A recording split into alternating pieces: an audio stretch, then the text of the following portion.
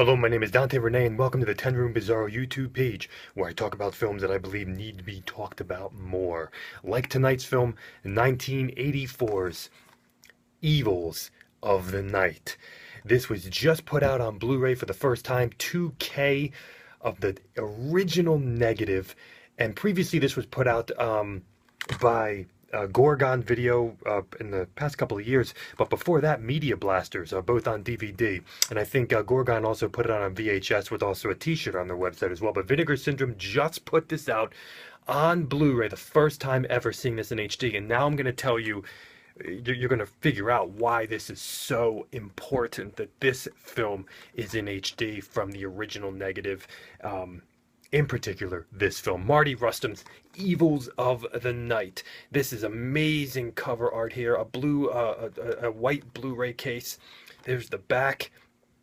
You got some screenshots, awesome font right there, and I love the cover of this movie, the artwork, and the tagline is Alien Vampires in Search of Teenage Blood. Here it is, folks, 1984's Evils of the Night. This film is a film that I fell in love with some years ago from the Media Blasters DVD release, and then of course I snatch up anybody who releases this film. And this particular film was always very dark in the lighting, very hard to see certain scenes. So this Vinegar Syndrome HD remastering of this film from the original negative is so incredibly life-changing because you can see this film now. Finally, the way it was most likely supposed to be seen, to actually be seen, and it looks beautiful. It is unbelievable. So let's get into this film, Evils of the Night. Now, right off the bat, this is a very unique film in storyline. This is a low-budget film. You know, Marty Rustam actually produced Tobe Hooper's Eaten Alive, and it said that certain of the sleazy scenes in Eaten Alive were almost directed by Marty Rustam. Well, here's a film from Marty Rustam right here, and a couple years after Tobe Hooper's Eaten Alive. And this film deals with teenagers in the summer on a lake beach area, serial killers, criminals, and alien vampires. And in this film we have Neville Brand, who's also from Eaten Alive, and we also have John Carradine, who's been another host of such a large amount of films, including a film that I reviewed on this YouTube page some time ago called Nocturna. So this is a film that really has a lot of different aspects to it. We also have some porn stars in this particular film as well, some 80s porn stars, like Amber Lynn, who was in the movie Things. So we have a lot of different aspects in here, in terms of like criminals, serial killers, alien vampires. So you have kind of a sci-fi horror vibe in this film, and then you also have kind of a serial killer vibe in the film also, in a way. But also in this particular film, you also have a sexploitation vibe and a teen sex comedy vibe. This is a film that really has different chunks, different pieces, all throughout the film that almost take phases. You know, there's a chunk of the film that is just filled with sex, filled with nudity, really feels like you're watching almost a porno or a sexploitation film. And then there's a chunk of the film that feels like a teen sex comedy. And then there's a chunk of the film that feels like a crazy, low-budget, sleazy 80s horror film. Low-budget, sleazy, weird horror film. So, this is Evils of the Night, 1984.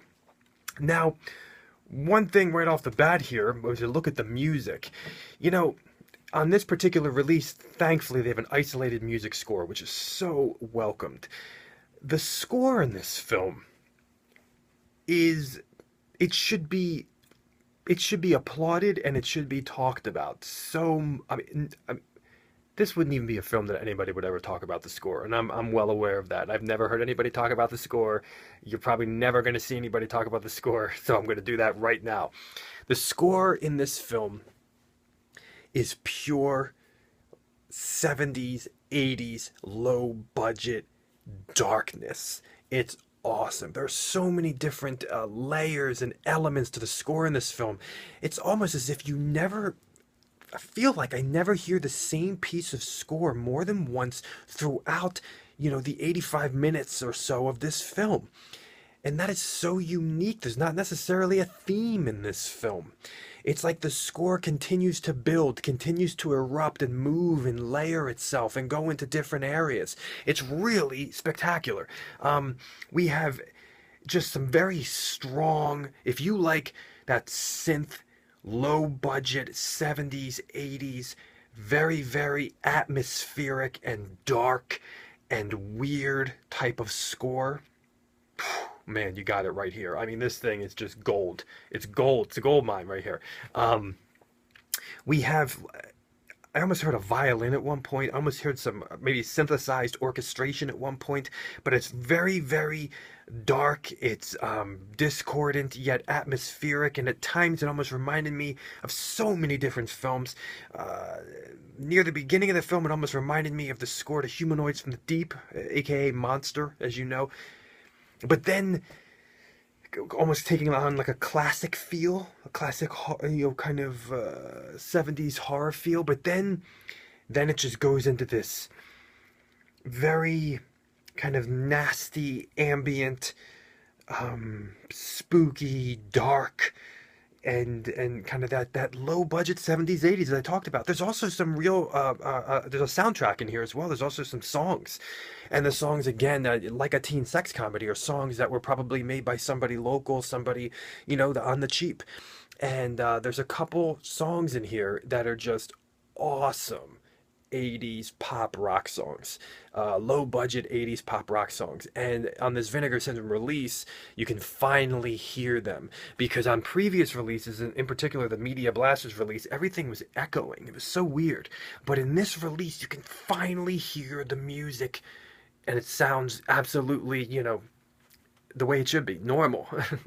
And the songs are just great. We have this female-fronted song called Boys Will Be Boys or something, and then we also have some other songs that are just 80s pop rock gold.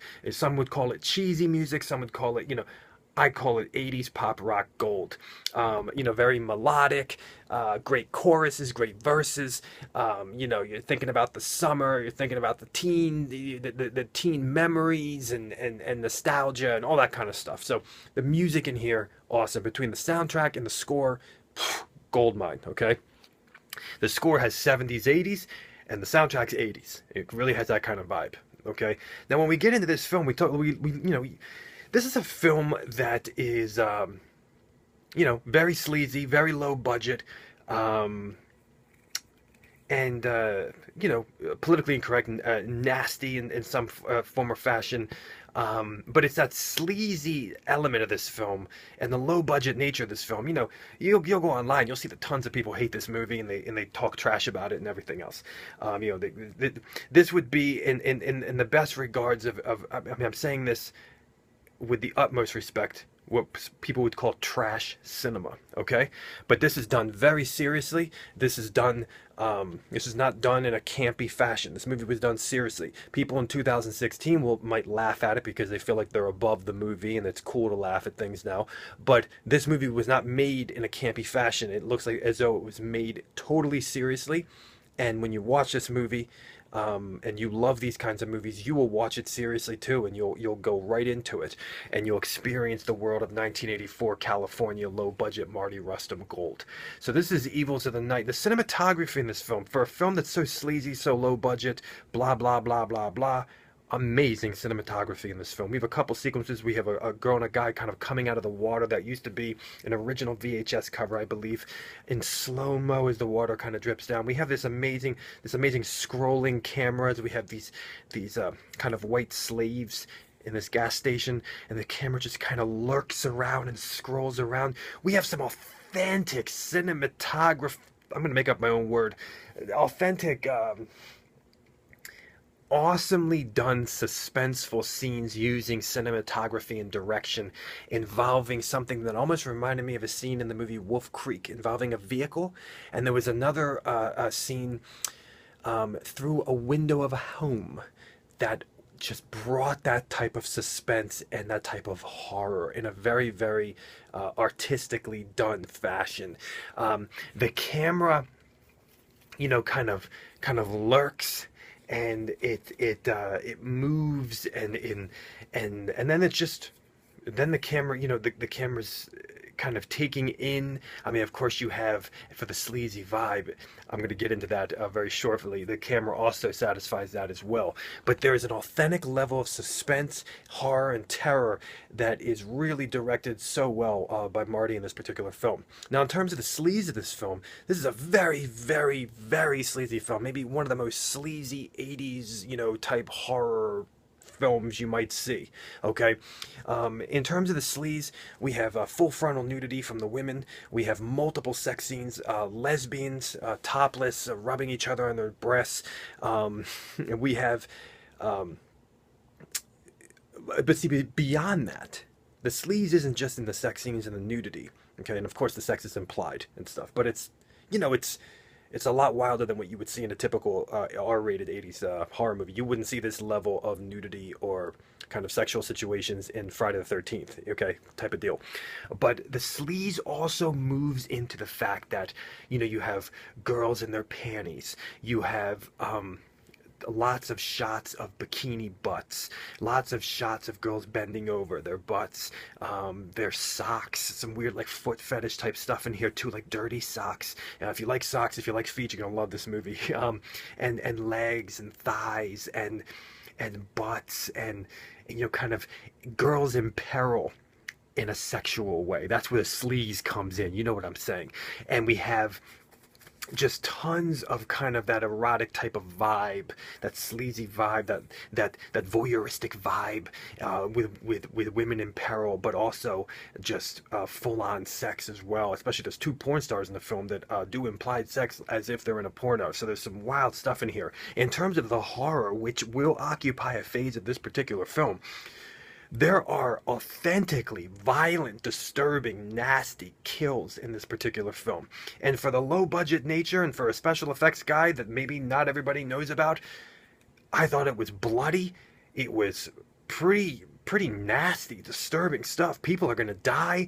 There's no rules. This is a low budget horror film from the 80s. There's no freaking rules. There's no final girl. You don't know what the hell's going on. Anything's up for grabs, okay? Neville Brand's in the film. Stuff's gonna get crazy. Aldo Ray's in the film, okay? And Neville Brand is nasty in this film as well, folks. So you have so many different elements, some pretty nasty deaths, and they're kind of gut-wrenching, and it's kind of crazy. And some tons of unknown actors. I'm gonna feature on the 10 Room Bizarro Facebook page to kind of get their picks out there. And the girls in the film are attractive. They're sexually attractive. There's just that whole vibe in this film. There's this weird hospital, weird homes, a weird lake beach that reminded me of The Raft and Creepshow 2. I mean, there's like just interesting craziness. So as I said before, folks, sexploitation, teen sex comedy, sleaze, horror. Right here, folks. Evils of the night. Let the word get out. People need to know about this movie now. I love this movie, Evils of the Night. Thank you so much for watching this page. Feel free to check out all my other reviews and my own personal films at youtube.com/poopy diarrhea. Thank you. Yes.